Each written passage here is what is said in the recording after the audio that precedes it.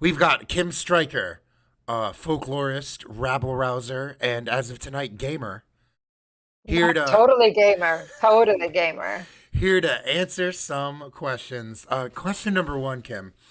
And before I start, of course, I always have to say, Kim, if you like a question, do not thank me. Thank the intrepid Folkwise interview sleuths who piece together the Okay, interview questions every week. So if a question will makes you do. smile, thank the sleuths.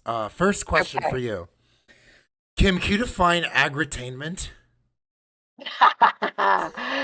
Yeah, so something like a corn maze would Oh, be agri-tainment, or a hayride, where it's like the whole thing is that it's agriculture, but it's for fun. So you're not really doing the work of a farmer, but you're sort of playing at farm life, agri-tainment. corn. You got corn maze. What other examples might people know? Well, like even just going like berry picking or apple picking, any of that, it's like making fun out of what is actually someone's labor, Yeah. but turning it into like a fun, like this is an entertainment thing for the family Would to do. Well, would this it is be wrong to suggest pumpkin chunkin? Pumpkin chunkin is definitely in the mix. you Pumpkin patches, pumpkin chunking. That's Delaware culture, brother. All right. pumpkin chunkin. Um, Yes. Next question for you, because I think it bleeds right into this. I don't know you mentioned this a little bit when we were on our Apple Quest in Zelda, but how do you do a pick your own farm? What goes down at a pick your own farm? So yeah, it's usually a family run property, orchard. And just the orchard itself takes several years. You don't have apples like that. You have to like plant it all and grow the trees, and it's usually about 5 years Mm, before you're bearing fruit. And then people come in and with their families or whatever, and they can pick apples. Usually, they'll do it by the peck bag, and it's just become like this idea of like a wholesome fall activity. I've seen it in lots of memes listed as like things white people do, that kind of like kind of making fun of it. Um, a lot of people, yeah, it's like pumpkin spice season comes around, yeah, and white folks want to go pick apples. and So and Monica wants to go pick apples. Monica, the whole sorority goes Yeah. sometimes. Yeah, and then they donate the apples to like a soup kitchen because they're, Mm. doing good works. So, yeah, it's really, and it's funny. It's become it was really, they actually had a boom year during the pandemic, all of the orchardists that I know, I bet. because it was outside and people could do it without like worrying about getting sick and contaminating each other. And so they had a record year last year, which is great for them. Nice. Yeah. So it's a fun thing. And I think it's like people feel like, in America we were all farmers at one point. Everybody farmed in some way or another. Oh, sorry.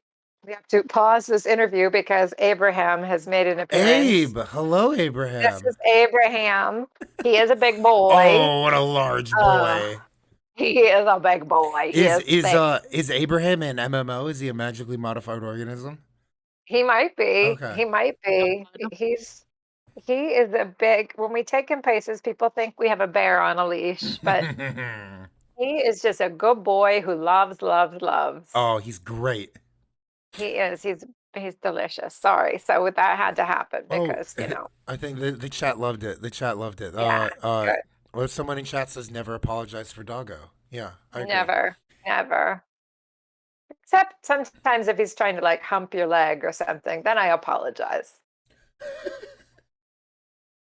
Uh, so, uh, Kim, next question I have. Yes, It's a little bit sir. about your career vocation as a rabble rouser. Right. Can we talk a little bit about your involvement with the Folklife Festival in the National Mall at the Smithsonian. Tell the chat Sure. a little bit what it is if they haven't been, Mm. but also talk about how you got involved with it. So yeah, I used to attend just as a person that lives in the DC area. Every summer, my mom would take us down. It's a great big festival. That's down on the National Mall Hmm. in DC, in between the big grassy area between all the museums and monuments. And it's been going on for over 50 Yeah. years. And every summer, usually around the 4th of July, the Smithsonian presents the culture of um, like folk culture of different groups. So they'll have sometimes it'll be the occupational culture of a group, like it would be they had they did a whole amazing program on New York City and had people like all the different people from like the street vendors to like people who made wigs for Saturday Night Mm. Live to like people that worked in lighting and Broadway, like all the different kind of occupations that are unique for New York The City. year I was there, it was the circus. The circus was fantastic. Yeah. Yeah, that was really fun. Um, we've done different countries, different regions of this country, sometimes like a state. So usually there'll be several different programs going on, and they'll have the food, the music, the craft, dance. They'll have demonstrations, people doing whatever their trade is, whatever their skill, and they're right there. So rather than a museum where you can look at an exhibit and it's static and you see like maybe there's a little placard at the bottom that explains what it is, there's the person is right there. So you can say like, tell me about making leather goods, tell me Hmm. about baskets, tell me about your jewelry that you make or the candles or the houses that you build or whatever it is that Yeah. they do, they're right there. And there's no filter, there's no like curator or museum staff person who's filtering the information for you. You can talk directly to the person. That's what's really unique and special about it. Um, and it goes both ways. The people who are just regular people that are just doing their work, they learn their work from their mom or their dad and carried it on, have been doing it for years. And suddenly they're put on the National Mall and they're exposed to all these people who are asking them and curious and interested in what they do. And so it's a really amazing experience both ways for the visitor and for the participants that come to share their culture. So, anyway, so I've loved it since forever, since I was a kid. And I went and did an internship with them after in my undergrad and ended up getting hired on to work on some projects on a contractual basis and ended up working a lot of festivals. I should probably count them up at some point, but like probably 8 or 9 different folklife festivals. And a few years back, I guess it was 2014, there was a situation where the Park Service, the National Park Service, actually controls that grassy National Mall. Hmm. And it was always, the Folklife Festival was always being put on with the cooperation of the National Park Service. So they have to put up tents and food like restaurants basically on the mall. They have to put dance floors up. They have to put restrooms. They have to do, it's like creating a whole, any kind of a festival, but on the National Mall. And the Park Service is very protective of the National Mall, as they should be. But over the years, it had become increasingly strict, their regulations about how the Smithsonian could use the mall, and we don't want them to do this, we don't want them to do that. It was like more and more and more.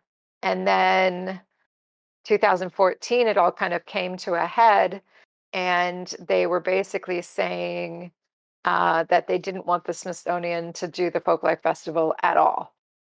and um, and it seemed like people were going along with that. So in the Smithsonian, since it's federal government, the people who actually work there are not able to advocate for political issues. They're not able to even like speak up um, to defend their own jobs because they're in federal positions. So at the time, I wasn't employed there, but I knew everyone there, and I knew Yeah. everything that was going on. So I was able to start a grassroots campaign called Save the Smithsonian Folklife Festival that was to put pressure on the powers that be to keep this event, which is like such a seminal, important event, um, happening because it was really in peril at that point, like it wasn't going to continue happening. So we were able to secure an agreement after lots of, hassling the press and getting petitions signed and doing all sorts of social media campaign stuff. We were able to pressure the Park Service to come to the table and agree to a 5-year extension, which was great. And this year, because of the pandemic and how long it takes to plan the festival, they decided to do a virtual festival. They did a virtual festival last year too, but we're very hopeful that next year the festival comes back big and strong, because it's the largest event that we do Yeah. as folklorists Yeah. in the world. It's the biggest thing that happens in our field. So it's really essential, not just for the people at the Smithsonian, but for everybody in our field, because it's the most visible event that we all contribute to. So, so I thought Kim, that was very important. I have so many follow-up questions, and I don't know which one to like There they are. lean. I don't know which one to like lean on. Because there's just so many interesting things about what you just said. One was recently in class, I read a really like scathing review of the Smithsonian Folklife Festival, which I would love to talk about with you at some point in more detail No, it because doesn't have to be on it stream. was That'll get interesting. spicy.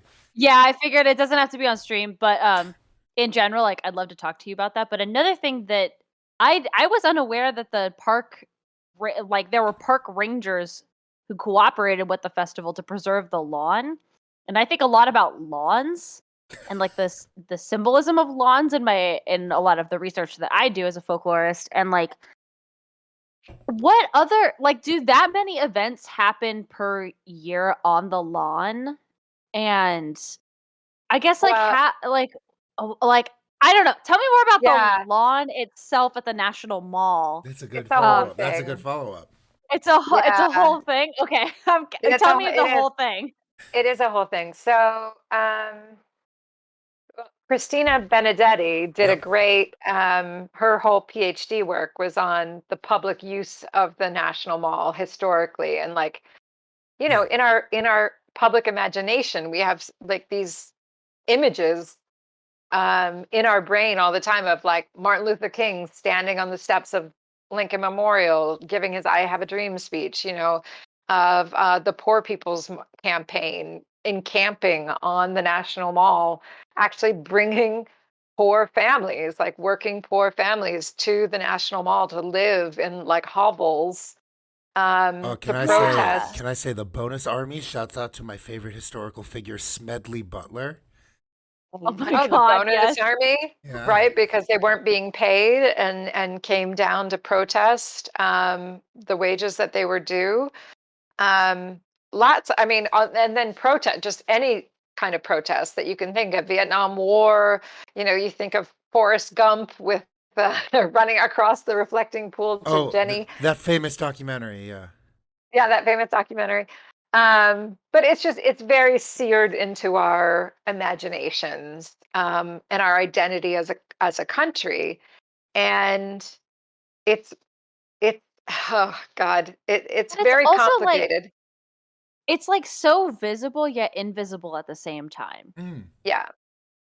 Because we participate, in that space a lot, but the thing that's visible about that is the interactions between the people and the presentation, whatever like platform is there, maybe Right. it's tents, maybe it's people, whatever it is in the Yeah. space. But then when the people leave, it's like this huge mass of space, and I feel like it's both the most visible part and invisible part of, I guess, like I don't Yeah. want to say public protest, but something It's about kind of that is it really because interesting to me.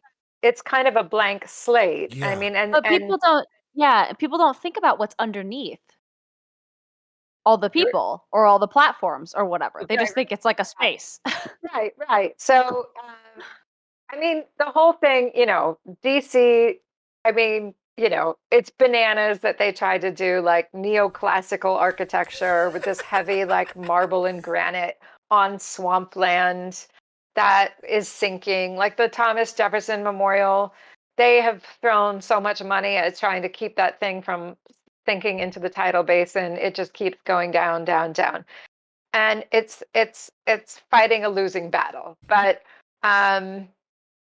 and the mall is kind of along that idea, this long, rectangular, symmetrical, just like green screen, basically, that's there as like a backdrop for, as we know, Yeah. it's become a backdrop for history. But there are other people who have a vision of Washington as this very pure neoclassical perfection thing where everything's like in line and symmetry and very perfect, and they want the lawn like a freaking golf course. They want it to be perfect manicured lawn, and that to them is the whole idea. But anyone who, like me, grew up in the DC area, that's not how we experienced the National Mall in our life. Like, it was always a playground. It was always a place for like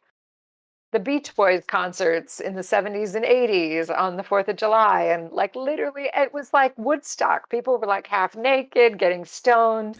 People would bring like sofas and put them on the National Mall and watch the fireworks.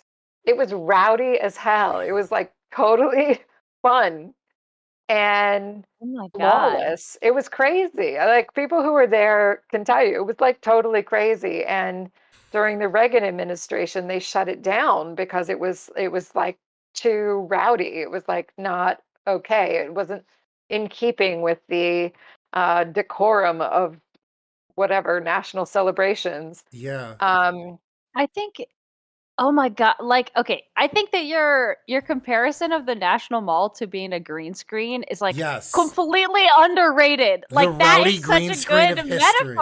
And I and the love fact it. that so much of the history is like the mall, it takes place at the National Mall, and then the lawn part, the actual earth beneath the mall is completely erased as though it were a green screen Yeah, to the community or the protest or the people or whoever was there.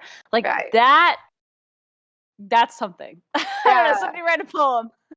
Yeah, no, because it the meaning comes from the people. Yes. The meaning comes from what's happening on the mall. On the green screen. The mall on its own is just lawn. It's just like a big ass lawn. And How Oh Reagan my god. hated I'm like fun. my mind is blown thinking about like the visibility and invisibility that's wrapped up in the huge. green screen in general, because the point of it is that it's supposed to be so visible that it can be easily removed. Right. Okay, Kim, you're blowing my mind right now. Oh my god. So, What a Oh, sorry. Keep but going. but it's like that. This is like the second question we've asked, and we like, We're not damn, even let's getting keep anywhere. going. It's the But third. but they well, I mean, part of the thing is too, I mean, you have the backdrop is like Oh my the god. Washington Monument and the Capitol building, Yeah. so like in every Right. picture of the Folklife Festival, you have the seat of government in the background. Like, that's so powerful. Yeah. And I think there is a contingent of people in DC who were so offended by the folk life, like a folk life festival. Who are these people? This isn't high art. This isn't like the ballet. This isn't opera. Why are these like basket makers and like Tightrope working walkers. people? Yeah. Why are they filthying up our lawn? And that's really how they thought about Oh it. I my mean, god. people didn't. Damn. Yes, This is people why you didn't. raise rabbles. This is why I Yeah. raised rabbles, because there are these like people who are country club people, and they wanted it to look like a country club, and that means put a fence around it and keep people out, Yeah. right? Damn. Only Like, certain people get access.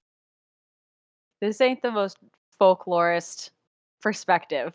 Like it's so identify with that. Like this is where the people are. Like Right. hello. Yeah. Yeah. Who is like I it's so cool to like be reflexive about the way that we interpret the National Mall Yeah. in that Yeah. about Yeah. I Yeah. don't know. Yeah. I feel like this is really cool. Yeah. So No, many people have different interpretations of it, and like this particular perspective as it pertains to the Smithsonian Folklife Festival is so valuable. yeah. Yeah. So, and I mean, that was the whole way they were able to like raise money for the festival, because a lot of people might think, oh, well, it's federal government. So they probably just have like a line item somewhere that says like Folklife Festival, write a check, put it on. No, the center that puts on the Folklife Festival, they have to raise all the money every year to put on the festival. Yeah. Their operating budget is just for their offices and their staff, like to be there all year round. But the actual festival had to be, the money has to be raised to put this big show on it. And it's like $600,000 per program minimum. And part of the reason they could do that is because of the high visibility of the location. Yeah. Because you can Exactly. you go to a sponsor and you say, here, like Well, you're going to be watch here our on the monument. National Mall. We're going to have 1 million visitors. They get 1 million visitors over 2 weeks. And It's and it's and 2 weekends, right? Not even 14 days anymore. well, no, 1 million. Oh, yeah, only Yeah. when they do it for 2 weeks do Oh, they got get it. the Got it. Got full. it. Yeah. Yeah. Yeah. But if they do it for 2 weeks over the 4th of July weekend, they get 1 million visitors. And yeah, Yeah. a lot of people are not there because of the festival, but even better because they get exposed to the festival. Yeah. They weren't looking for it, and they have an amazing experience, and it changes people. So, I mean, I've seen like amazing things happen at the Folklife Festival. We did a program on the Mekong River, and the nations and the cultures that are along the Mekong River. And so we had Vietnam, Cambodia, Laos, Thailand, China. And there's this experience that I had. There was an older Vietnamese woman who was demonstrating like a fabric craft of some sort, Sure. and there was a white woman who had brought her adopted Vietnamese daughter with her to experience the festival and to like learn about her culture. And I just happened to be like on a break walking by and kind of overheard this conversation, and the translator, a volunteer that was translating for the Vietnamese woman, who was quite old, was talking to the mother, and they were exchanging information. And they realized that the older woman was from the same village that the little girl was from. Oh my God. Yes. And she had been adopted. And the older woman started crying, and she said, my daughter, not that the girl was her daughter, but just that she recognized her as like a daughter of her Oh community. my God. And yeah, and she like, Wow. What yeah, a and they all powerful started, moment. everybody started crying. Everyone was crying. I was Wow. crying. The translator was crying. The mom was crying.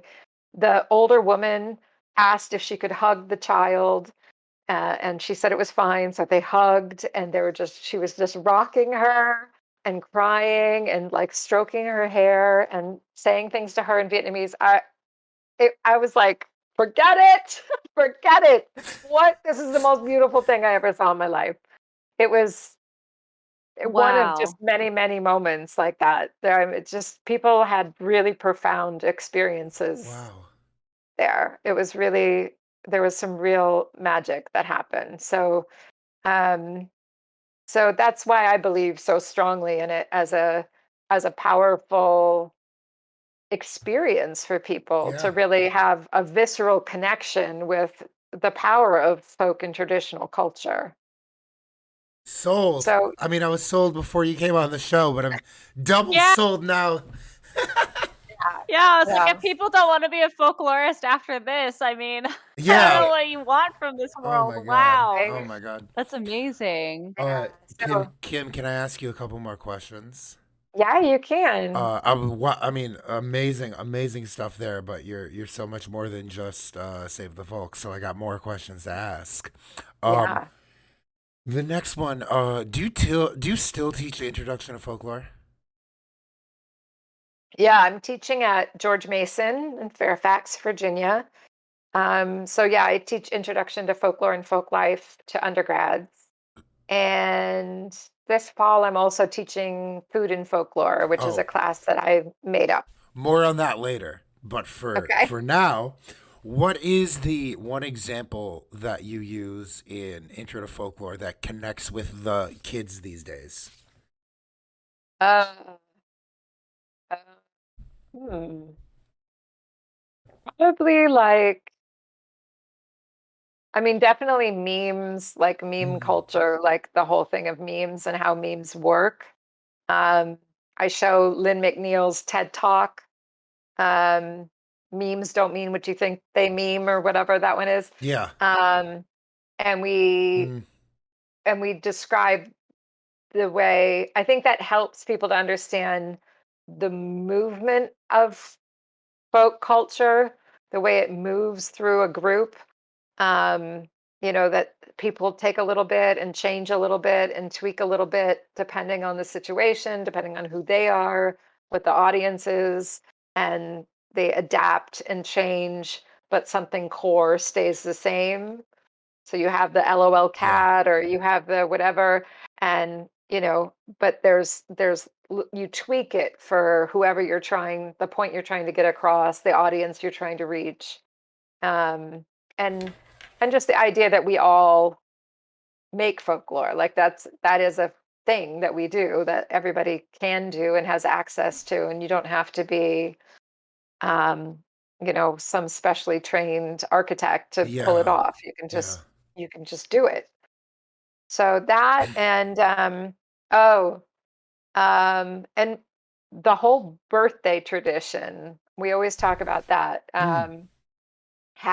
Singing that horrible happy birthday song that I compare to a funeral dirge. It's like the worst song. And especially if it's like at an office birthday party and everyone's sort of half-heartedly like happy birthday and nobody and it's just droning on. So we talk about that and I'm like, well, but so what does it mean? Like, how do you know it's a birthday? How do you know what a birthday cake is? And Yeah. then they say like, oh, it's because it's got candles. Okay.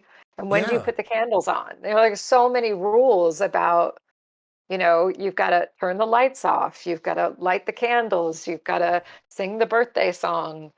You've got to blow them out and make a wish. You can't tell anyone what your wish is or it won't come true. Like, people don't think that they participate in like rituals and traditional culture. And then you tell them about the birthday tradition and they're like, oh, yeah, we Exactly. all do that. Yeah. So, Perfect. yeah, that's a really good common, and even if you're from different countries and stuff, like everybody has something like that. Everyone's sort of adopted that birthday cake thing that we do. So that's cross-cultural and kind of everybody gets it. Everybody understands it. They So don't understand the spanking machine. That was something we did when we were in elementary school. You had to go through the spanking machine. which was like Uh, it's totally inappropriate. no, And I have no idea what this is. you don't, Baking machine? I'll have yeah, you look over the terms of service for Twitch before you keep going. I know. No, I know. In today's world, definitely you would not be able to get away with Oh it. my But it would god. be like in elementary school, like everybody would stand with their legs apart and in like a long, like human centipede thing. And then like the birthday kid had to go under your legs and everyone would like thank them on their butt as they went under your legs, like crawling on their knees. And Le- you had to go through that to be like that was like good luck for your birthday or something. Oh my In god. case anyone was keeping score, Kim Stryker was the first guest to mention the human centipede. In case you were really wondering who it was gonna be. Who was it gonna be? Kim Stryker. Kim, I'd like to hit you Oh with a my speed. I'd like to hit you god. with a speed round, real quick, if I may. Oh, yeah, hit me. A main way I relate to you as a folklorist is that you always know the best restaurants to go to in any city whenever we're at a conference. So I'm gonna name you a city where I know you've been to a conference, and as fast as you can, I need you to name either like your favorite restaurant or like your favorite like local food tradition. Are you ready? Okay. Nashville. Ooh, hot chicken and meat and three. What's meat and three? Oh, great old soul food restaurants that are Oh, like a hot buffet kind of thing. It's like a oh, lunch lady. yeah, yeah, Like you pick a meat, like fried pork chop, and and three then they're like, sides. oh, and then you get three sides. Fancy. It's Wow. awesome. New Orleans. Oh, come on. Cochon is my favorite restaurant. Um, God, anything, the pulled pork, cochon du Mm-hmm. lait, is delicious. Oysters and just everything in New Orleans. Muffalettas, po' boys, Muffalettas, all of the that's me. stuff is so good. How about Santa Fe? Santa Fe. I don't remember the name of the restaurant, but it was like a classic Santa Fe place that we went to that had like amazing like chili rellenos. I think they were really good. Yeah. That I remember, like the stuffed peppers. Oh yeah. Providence.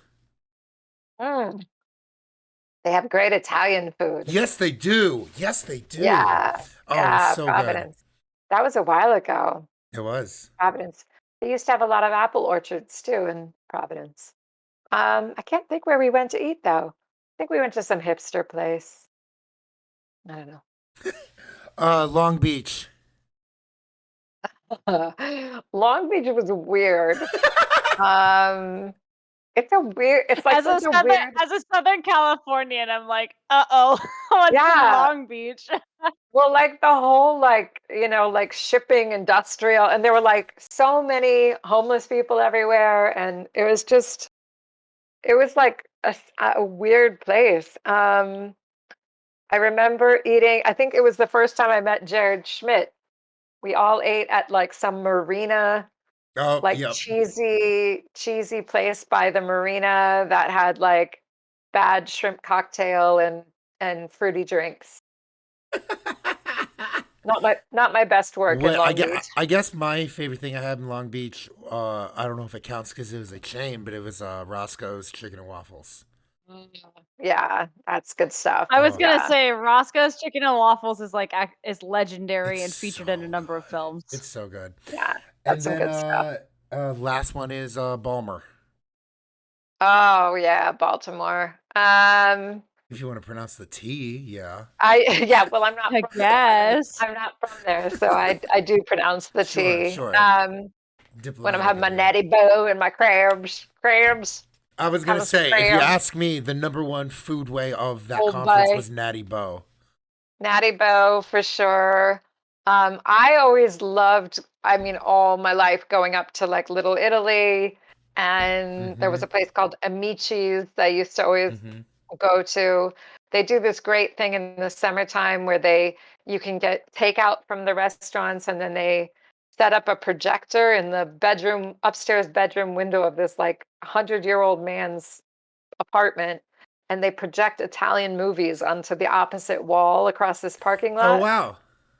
Yeah. And oh, the That dogs are sounds fighting. epic. That sounds so Yeah, cool. it's beautiful. It's beautiful. And they'll show like Fellini movies or like Moonstruck with Cher or Mm. something. And then you're in all that neighborhood where all the form stone is on all the houses and the painted screens and the whole thing. It's just, and the little old ladies with their folding chairs from like 1962. It's just too cute.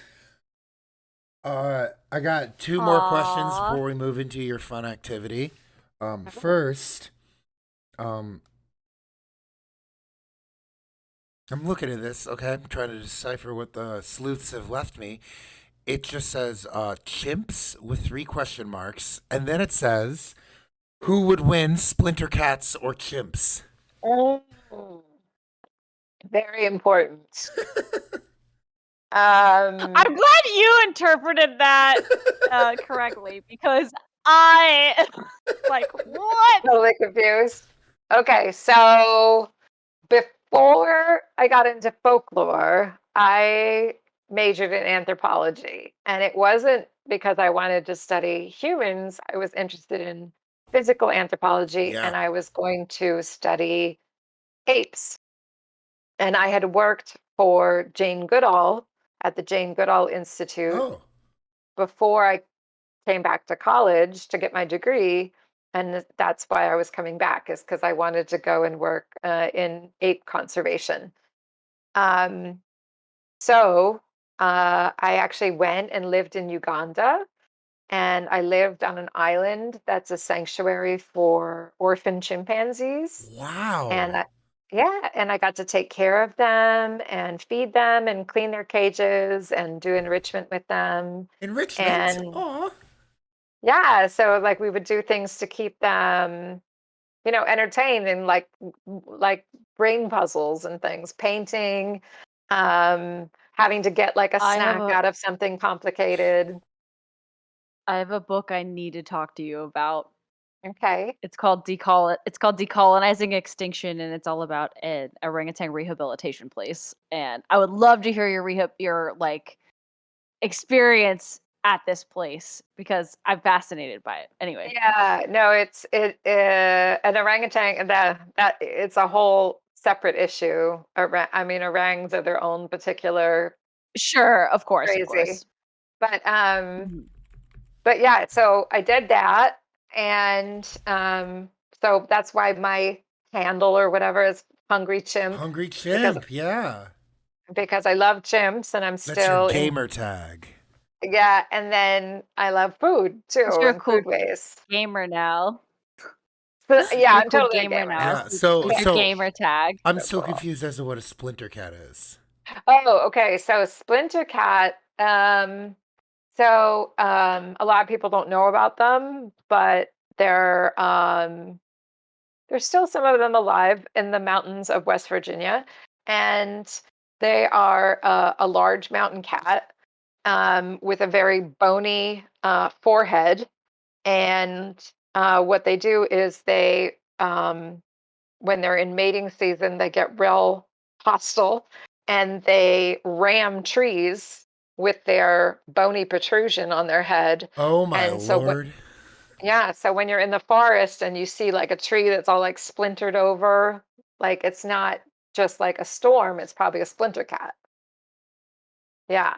And they Holy cause a shit. lot of trouble. They have a terrible smell when they mark their territory, and they come sometimes around people's farms and barns and stuff and harass their animals and get them all upset. So they can be a real problem, the splinter cat. And when I was doing field work in Berkeley Springs, West Virginia, and I was hanging out at Hunter's Hardware that had been there for like 130 years. It was this awesome old hardware store. And I was talking to the fellas that hang around the gun sales counter, and they love to talk about what kind of gun you needed if you were going to go hunting for Splinter Cat. That was their favorite pastime to talk about. So they also call that shooting the shit or telling lies. Yeah, but the So old guys love to do it. I guess I have to circle back to the original question. Who Who would wins in a win? fight? I'm gonna give it to the supreme intelligence of the chimpanzee. You do Yeah. not want to get on the wrong side That's of a right. chimpanzee. That's right. A chimpanzee can mess you up. They're extremely Do not. strong. Yeah, Uh, yeah. They so do, and they tend to attack the face, the hands, and the genitals first. Fun fact.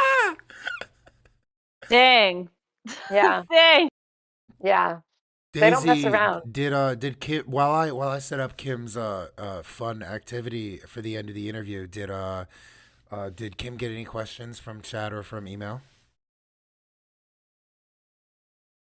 Not that I can see specifically, although you got lots and lots and lots of admiration and conversation from Rebecca and Deathlorist in the chat, who you know and are dear to your Yes, heart, I believe.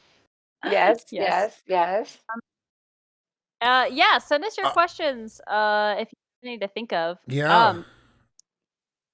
Transition from like animal sort of studies and lore to like food studies.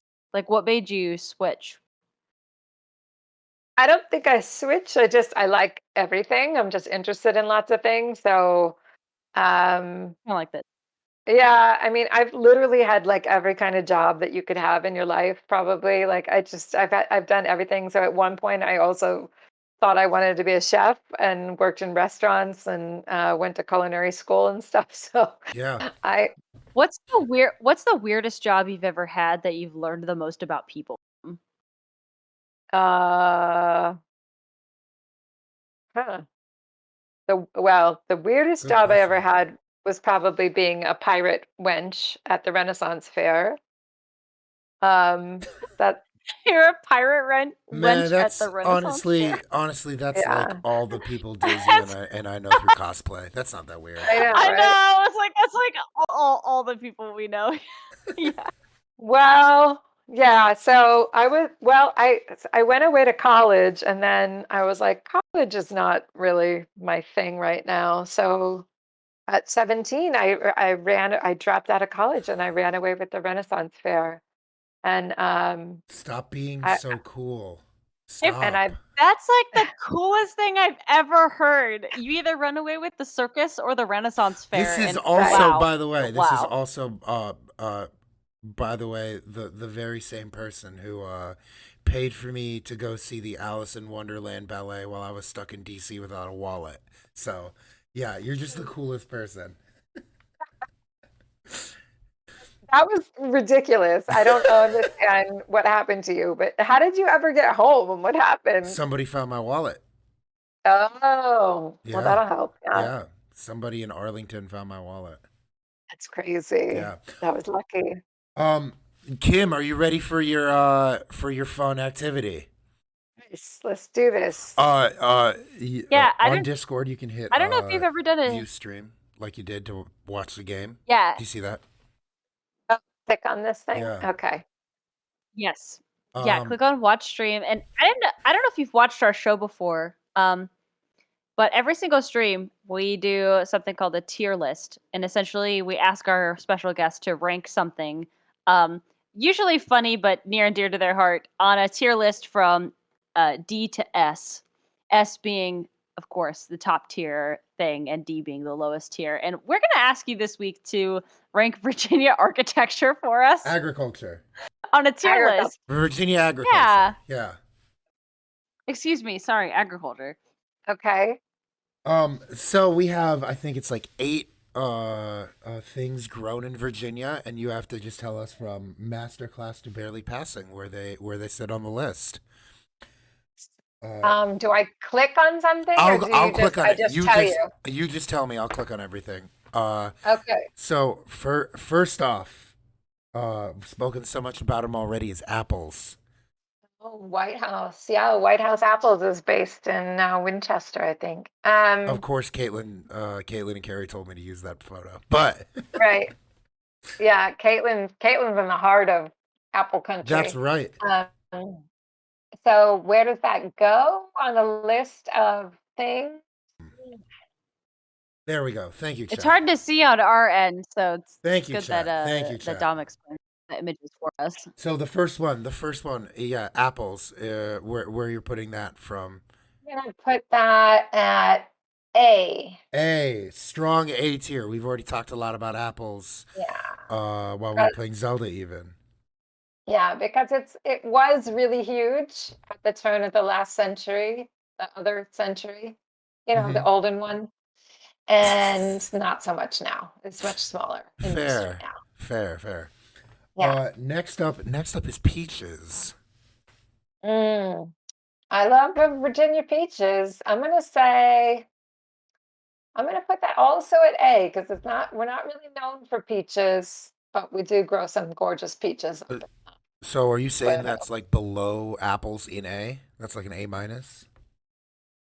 Yeah, A minus, Got let's it, say. got it. Next up are grapes. Grapes. Uh, Virginia. Yeah, so I did a whole project, Archie Green project about wineries in Virginia. Yeah. Yeah, the quality is not great, but there is a lot of them. Let's go with B on that. Okay. Yeah. That sounds like a good way to describe B. Kim, can you either tilt your camera up or move a little far back because I just have the bottom half of your face. There we go. There we go. There we go. Yeah, it's cool. It's like an experimental film. Next up is ham, and we have a photo of ham biscuits, which I'm supposed to ask you to go off about. Ham biscuits. It is not even. It's a thing. That's got to go right at the top because Straight to S. Straight to S. right straight to S because a Absolute ham now masterclass. and a ham biscuit is a very specific thing in Virginia, and you'll see different iterations of it. But in Virginia, it's got to be the really dry, salty Virginia ham, Yeah. which is very hard to find. It's not like any kind of ham you're going to find in the deli. It's very dry, almost like a prosciutto Hmm. texture. But they don't cut it like that. They cut it in chunks and salty. And then you put it on a butter biscuit, Mm. and it's just nothing on it. No mustard, no mayonnaise, no whatever. Just the salty, salty dry ham and a buttery biscuit. And they are found wrapped in cellophane, usually in a little basket by the checkout at like a independently owned gas station Yeah. or convenience store, and they are sublime. Oh, all right. So good. I'll be. I might be in Virginia soon, if like All right. if like Northern Virginia counts. I'll try to find some. I don't know. It's hard to find. You sometimes you can find them in Northern Virginia, but you have to be on the outer edges. Gotcha. Next up are oysters. Oysters. Oysters. Oh my god, I love oysters. Um, I love oysters. I don't know what these other pictures are of. I'll get there. I'm I'll gonna get there. say I'll get there. I'm gonna say because of the Chesapeake Bay and everything, it should probably be at least at the A. At least A. Yeah, at least A. Now, where does it rank amongst the other A's? I don't know. I like everything. It's too hard. Um, it's definitely behind apples, but probably in front of peaches. All right. All right. Sounds good. Sounds good. Okay. Next up, we have here's some cows. Angus Cattle. Yeah. Yeah, Virginia's got a big reputation for grass-fed Angus cattle. And Tom Davenport, who we Yep. talked about before, his father was instrumental in reintroducing and improving the Angus breed in the state of Virginia. Wow. Yeah, it's a big production now because they had just kind of like let all the cows like intermarry, so they weren't like all Angus, and then he like Yeah. kind of cleaned things up. I'll put that in B with the wine. Okay. It's sort of a secondary industry, but Above wine. Above wine. Yeah, I would Okay. say people probably make more money at it. I'll pull this one, which is technically the back of the list, but stream can't tell. Next up, we have cotton. What the fuck? No, we don't do cotton. What? Cotton's D. Sleuths. All right. And I definitely know this one, though, tobacco.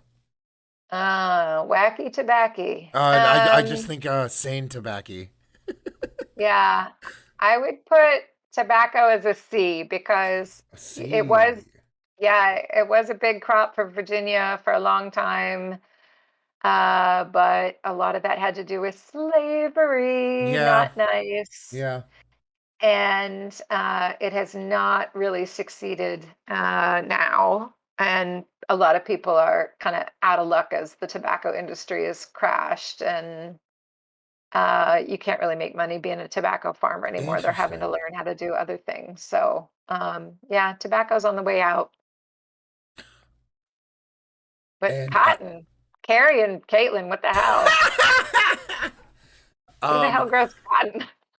So I'm gonna say, here's your tier list. Everyone, Kim's tier list is complete and on a scale from cotton to ham biscuits. How likely are we going to find you at a gas station in Virginia? I need one so bad. I need one so bad. Oh my God. They're so good. The chat is And popping off for ham biscuits. we didn't even talk about, they also do Ham biscuits. hand pies are amazing. They're like little, What? like turnover pies. Oh yes. Directly Yes. into my bloodstream, please. Yes, ham pies. You can also get ham pies at this very same gas stations usually. So good. Oh my So God. good. Yeah. All right. There's Wow. apparently an article that is validating the sleuths. But Oh, with the cotton? yeah. I'm sure I'm sure it's out there, but I don't I care. love how you were like, oh, I can't decide. I love everything. And then it's like cotton. You're like, D. Well, it's so small, I couldn't even tell what it was. It was like flowers? What are those things? Nope. No. How about those Nope. people that like put cotton on decorations? It's weird. I've You heard heard it ham. here I've first, lived folks. I've lived in Maryland for a year and a half, and I've heard of ham biscuits. Come on. Yeah. It needs to happen. They're so Come good. on, ham biscuits. All right. I have one fan question that we got sent as an email. Oh, do it. Read it. Is now an appropriate time for it? Mm-hmm. Kim, you want to go? Okay. You want to go out on a fan we got question? sent a question. I'll do whatever is asked of me. I'm here Cool. to serve. Okay, awesome. So earlier you talked about agri-tainment, which is one of our first question I think that we asked you. Yeah. What agri-tainment? And so we got sent a question that says, I wonder if Kim can speak to what it says about nostalgia and society. So what is agri-tainment? Like, what is the relationship between agri-tainment and nostalgia and people? Are you allowed to say who said that? I don't want to put them on blast, but Okay. Hey. I hey, could. no, They intelligent don't stranger. specify no, but Intelligent stranger. Great question. It's a great question. It's our intelligent stranger. Yeah, it's a good question. It definitely has a lot to do with it. I mean, even when you go to these old family farms, you'll see like defunct, like old, like antique farm equipment displayed Yeah. prominently, bales of hay sort of stacked up artistically. It is a groomed, curated experience Yeah. of agriculture that is very different from like a regular working farm. You wouldn't have Jiffy Johns and snack bars and parking lots and all of that stuff for just a regular working farm. I mean, just everything, the aesthetics of the farm are laid out so differently. If it was a commercial farm, you would have the rows between the crops set to machine width for harvesting, whatever it was. But you can plant things closer or differently because it's just human beings walking around. Hmm. Um, it is the nostalgia is, I think I was starting to say earlier that, we all were farmers. This was a nation of farmers at one point, and as late as like the 1950s, everybody was only maybe like one or two generations away from the family farm. There was a family farm in almost everyone's ancestry. So um, we see that as like our image of ourselves as like Americans are these people who like farm, we're these, but today statistically it's ridiculously low, the amount of people who actually farm in America. Yeah. There's very, very, very, very few people who do that. And if they do, it's not like the Waltons kind of image of the farm where it's like mom, pa, and the kids are doing the John chores. Boy. And yeah, it's not um, family farming. A lot of times it's really large scale commercial farming. Um, Yeah. so but there's even amongst farmers, there's this nostalgia for the way things were and sort of this harkening back to the old ways of doing things, the old equipment, the old technology, the old customs, even though they don't really um, exist in the same way. Um, so yeah, it's nostalgia, but at the same time, it sort of erases the actual um, risks and challenges and labor of that kind of work, Yeah. because it's portrayed as fun, and people come to spend the day there uh, doing something fun and recreational. But for the farmer, that really is their serious money. That's the money that they have to make to be able to pay for all the seed and the fertilizer and the equipment and, the mortgage on their house and the kids' school and whatever they need to do. So that's their real job. But Yeah. I think a lot of times people come and they're like, "Oh, isn't it nice that you have this? This is so nice. Aren't you lucky that you have this?" And it's like, "Well, Yeah. how did you Well, think this happened?" and the question asker has a follow-up that I think that what you just said plays into really well. So I think I'll ask it because I find it interesting. Sure. But what do you speculate about the trend of people like leaving cities for country or suburban life or environments during COVID? And how does that play into this sort of nostalgia? Ooh. Sort of like Yes. applying this theory of nostalgia to right now with COVID and people, particularly because apple orchards and berry picking has become like thing to do Yeah. during COVID.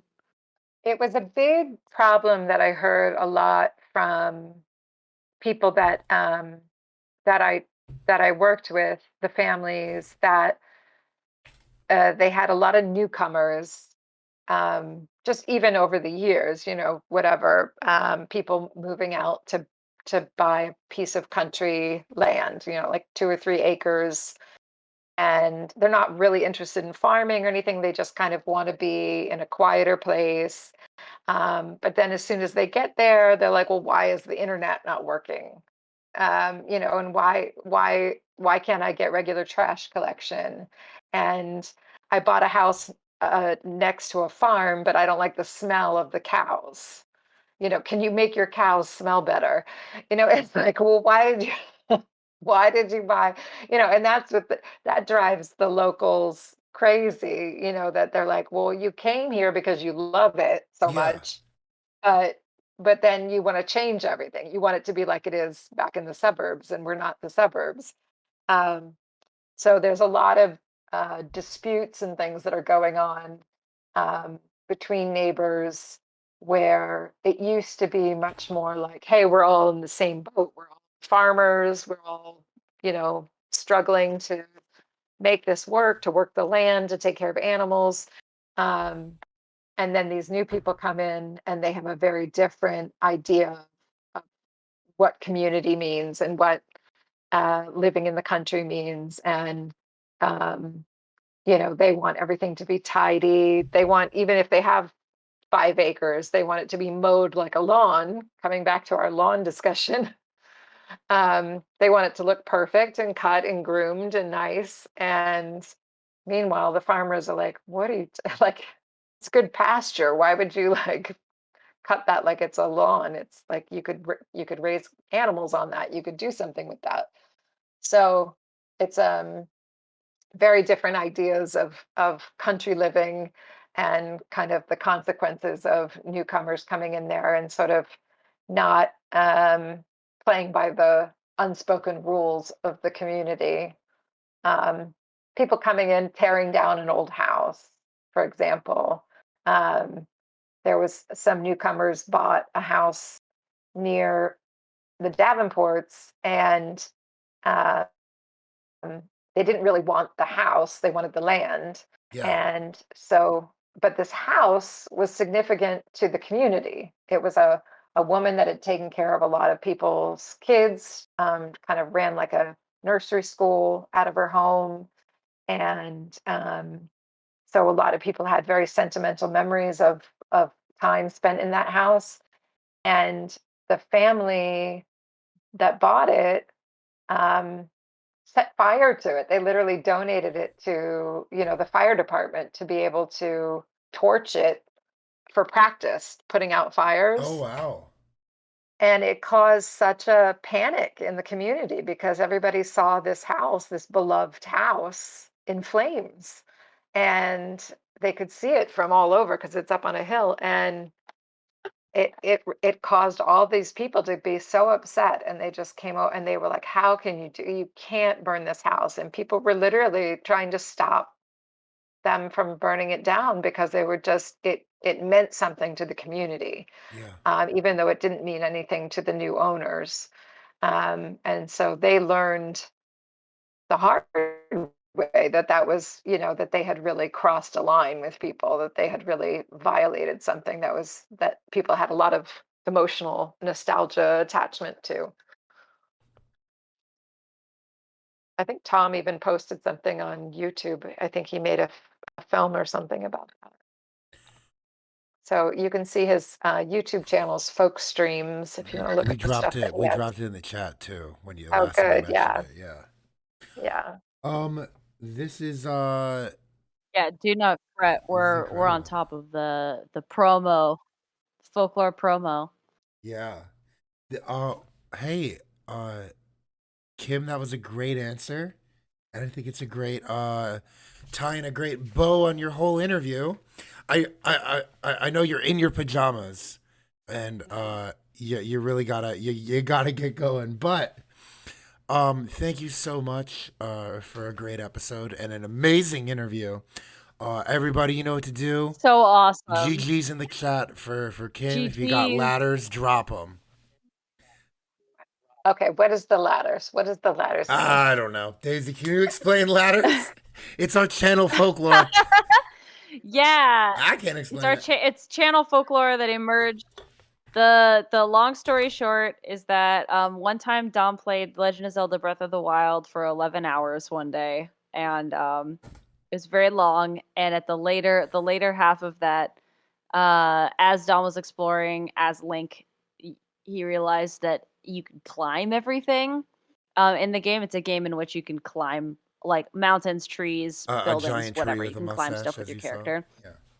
So I remember the guy. Yes, and Yeah. the way that his brain said it, that climbable, or everything is climbable, was everything is ladders.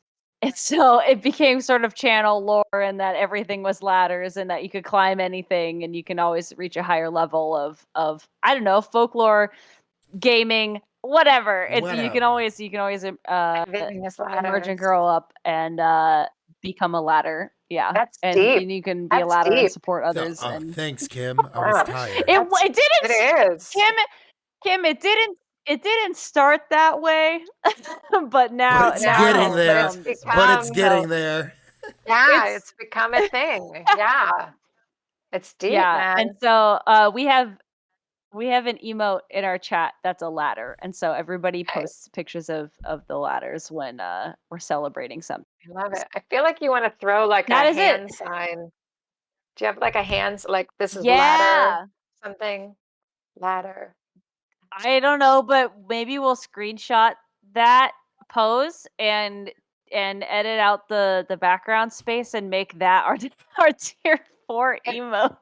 it might be a gang sign. I'm not sure. I'm not sure. But I don't Well, it's gonna be hey, beef. if you come up to us, if you come up to us at AFS and you say, "Hey, ladders," we'll Right. know. We'll know what it Cool. means. We'll I know. like We'll know it. what it means. We'll know. I We're like gonna it. know. I like it. All right. Very good. Thanks again for being on the show. Oh, it was so fun. Thanks, Yeah, and I guys. feel I'm a gamer. yeah, we're gonna go back to you are. You can tell people that we said you are a gamer, and Kim's so a therefore it's official. I love True it. official.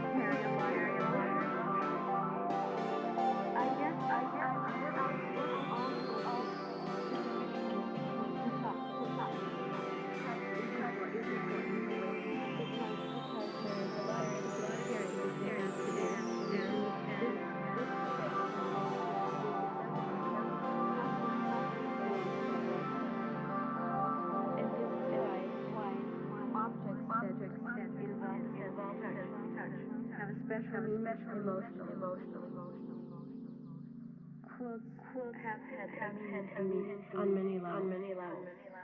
Making quilts helped me to get a sense of my own space, sense of finding my way, sense of really working my way out of the labyrinth.